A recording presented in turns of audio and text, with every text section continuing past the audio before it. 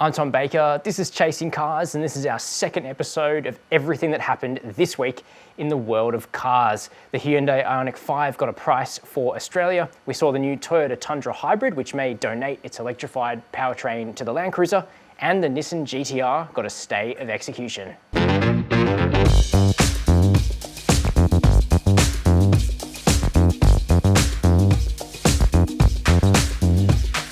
The Tesla Model 3 will get its first really serious rival here in Australia in a matter of weeks, with Hyundai announcing price and spec on the new Ioniq 5 midsize SUV, or is it a hatchback?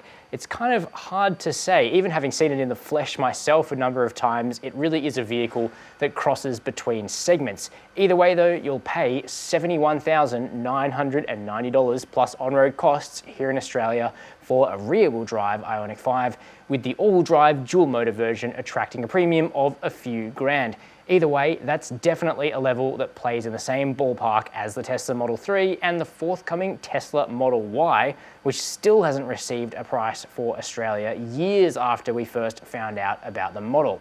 Now, the Ioniq is expected to trail the longest range versions of the Tesla Model Y in terms of electric range, but its calling card is that it becomes the only EV on the market capable of 350 kilowatt DC ultra rapid charging, which means you'll be able to restore several hundred kilometers of range into the Ioniq 5 in less than 20 minutes, and that is absolutely impressive. Toyota have committed to building a hybrid version of the Land Cruiser by the end of this decade. Now, their latest time that they'll deliver by is 2030, which is still 9 years away, admittedly, but this week we did see a major development in that the Toyota Tundra full-size pickup that shares the same TNGA-F body-on-frame platform as the Land Cruiser got a hybrid this week. It got an all-new generation in the US as well, but one of the two available engines is a hybrid based on a twin-turbo petrol V6, which is closely related to the engine used in the Lexus LS500 here in Australia.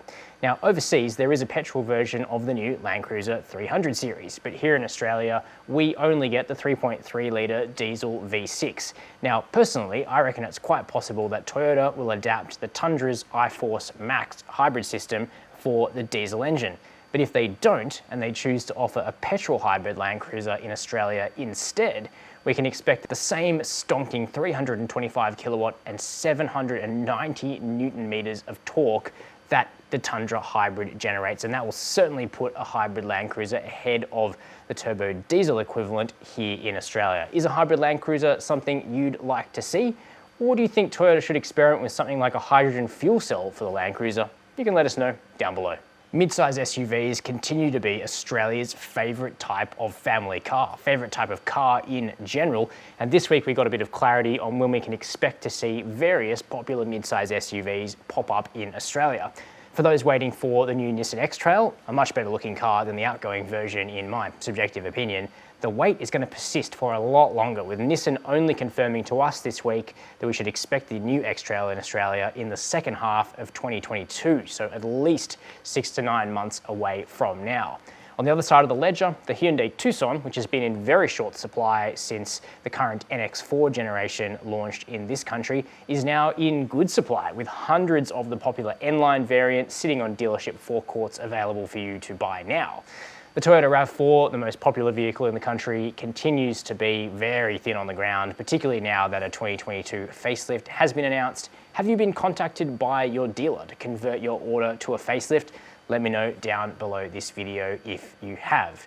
And lastly, the Kia Sportage, a few developments on that front, with the factory in Korea working on a plan with the Australian arm of the company to start producing hybrid versions of the long wheelbase Sportage in the coming months. That hasn't been locked in, we're still waiting for confirmation, but it's safe to say that Hyundai and Kia over in Korea are well aware of the popularity of the Toyota RAV4 hybrid here in Australia, and they would like to compete. One of the most interesting additions to the dual cab segment this year has been the new GWM Ute, which I reviewed a couple of months ago now, and that review has done big views on YouTube. So evidently a lot of people like the idea of it, a lot of people hate it, but everybody wants to know more about it. And Great Wall will now be building a version of that Ute to compete with the Ford Ranger Raptor, which is a pretty big deal. They're calling it the GWM Cannon Everest Ford might have something to say about that name, so expect it to be rebranded when it makes it here to Australia, which it more than likely will.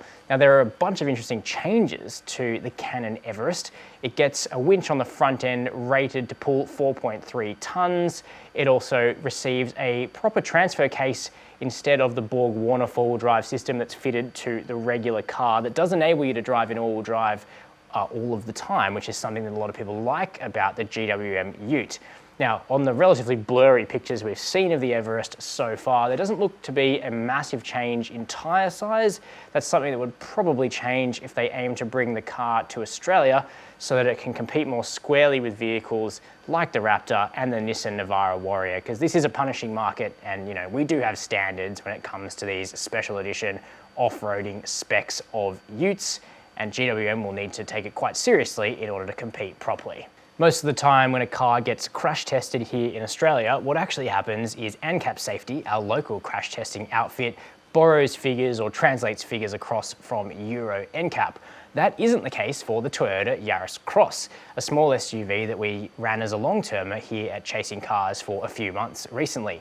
ANCAP Safety purchased a Toyota Yaris Cross and subjected it to crash testing right here in Australia. And the little SUV has actually performed really quite well, scoring 86% on the crashworthiness tests and also doing reasonably well on the safety assist front, well enough to score 5 stars. Now, the new Yaris and Yaris Cross are pretty expensive, but that's because they are chock full of adaptive safety kit and things like a center airbag. As we can see from the pictures, that center airbag has worked to prevent head clashes, which is quite a nasty injury you don't necessarily think of in a side impact. So that's one of the reasons why the Yaris family is so much more expensive than cars like the MG, MG3. I don't shill for Toyota, it really just comes down to the safety piece. Now, ANCAP Safety did ping the Yaris Cross on not having reversing AEB. That's a slight misnomer. The car does have reversing AEB in GXL and Urban, which is the middle and the top specification here in Australia. The base GX, which was the vehicle ANCAP tested, doesn't have that feature.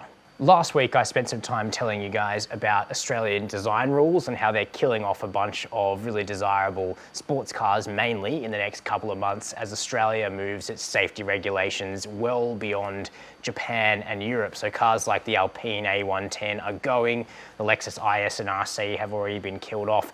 The Nissan GTR is also going to disappear, but Nissan are doing the right thing and giving their supercar a really good swan song next month in October. So that's the last month you can sell cars before they get cut by this new ADR change. 2 special editions are coming, the GTR T-Spec and the GTR Nismo SV. Now the T-Spec is gorgeous, a real grand touring spec. The green's coming, so is the green interior, which, if you know me, that's very me. Now it also gets a huge ceramic braking package, but just the standard GTR motor, that's still over 400 kilowatts of power, so certainly not slow. If you want more than that, you can dial it up to 441 kilowatts with the Nismo SV, the second of these special editions. Also worth noting that there's a weight loss program that the Nismo SV has been on. It's 100 grams lighter than the rest of the lineup. So for those all-important traffic light drags, that's the variant that you'll want. Last but certainly not least, there is a new Audi S3 on the horizon for Australia, and fans of Audi's little sports luxury hatchback and sedan will look forward to more power, with Australia finally receiving the same tune of the EA888 2-litre turbo petrol as the rest of the world. And that is the result of a long-fought campaign by Volkswagen, Skoda and Audi here in Australia to have this country redesignated from extreme heat to just medium heat spice. That's the reason why the new Golf R is going to have 235 kilowatts. It's the reason we received the Kodiaq RS. It's the reason we're getting a whole bunch of cool Volkswagen Group performance cars.